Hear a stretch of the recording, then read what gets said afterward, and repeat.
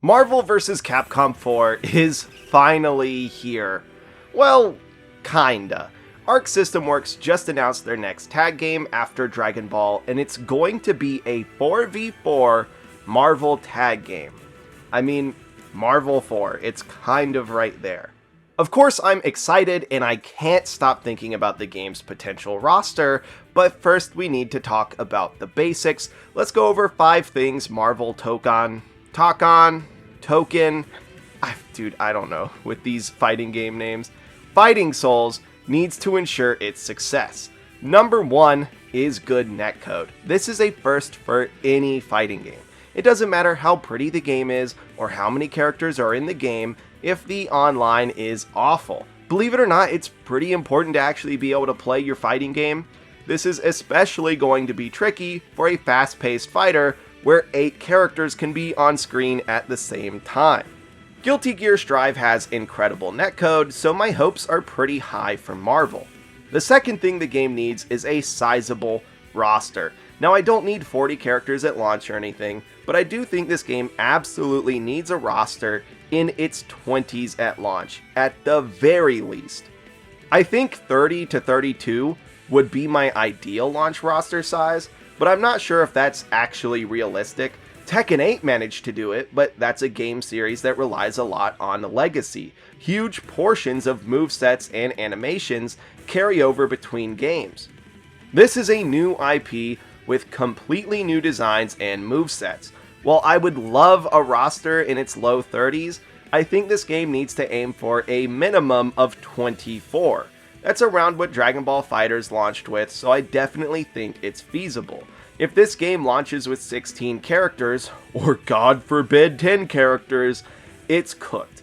Although I don't think that's something we have to worry about here, I would be stunned if they had less than 20 characters in the new Marvel game. Now, the next thing I think this game needs might be a bit fantastical. I want a co-op mode. Not necessarily co-op against AI or anything, but a way to play with your friends on your team. I know it sounds like a nightmare to get 8 connections working at the same time with minimal delay and rollbacks, but come on dude, can you imagine if they managed to get it working? Fighting games are a solitary and isolating experience. You usually have to tackle your ranked journey completely alone, but what if you didn't have to? I played the first 2XKO Alpha Lab, and yeah man, it just rules. Friends that usually don't play fighting games gave it a shot, and we had a ton of fun playing together. It also eases the stress on players who can just focus on one character at a time while still getting the benefits of tagging. I don't think this feature is an absolute requirement for the game, but I think it would take this game to heights it could never reach without co-op team battles. To me, co-op is the future of tag games. My fourth and probably most controversial point, the game needs alternate costumes. I know the ArcSys original designs are sick, and I always love seeing artists given freedom with these iconic characters. It's my favorite part of games like Rivals, and even Marvel Snap with its variants. Even when the designs don't turn out great, like with the Injustice games, I think it's important not to restrict your developers and artists. Freedom is a great way to ensure a game is good. That said, I also think all games that do this should offer classic costume alternatives for some of the more extreme redesigns. I think a great example of this is Iron Man.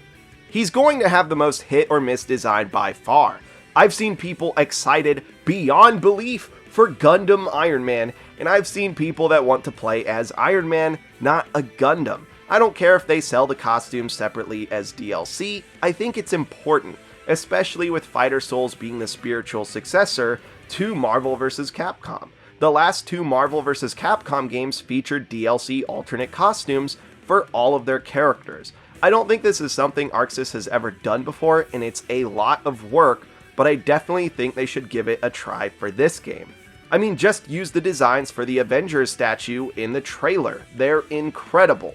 Finally, I think this game needs a beta sometime this year. I wish I could say this was just so they can balance their characters and give thorough testing to their online, but nope.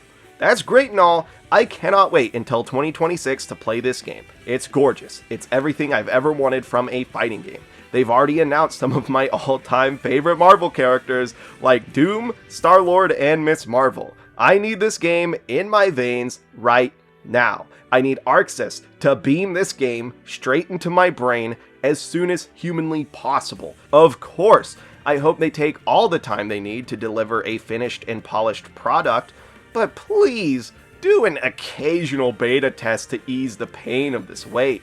This might be the most excited I've ever been for a fighting game. Also, just an honorable mention because it's not a necessity for the game, but please let Daredevil make his fighting game debut. It baffles me that he hasn't ever been playable in one, unless you count Marvel Nemesis Rise of the Imperfects. I'll also take a Cyclops on top of that, but I don't want to be too greedy. And yeah, that's about everything I want for the game. Let me know what you guys want to see in the comments down below. For example, I didn't mention a single player campaign because I personally don't care if they're included either way, but for the general public, I definitely think it's a good idea and that most people would want one. Let me know what characters you'd like to see as well. And with all that said, thank you guys for watching. Subscribe if you'd like to see more from me, and I'll smell you later.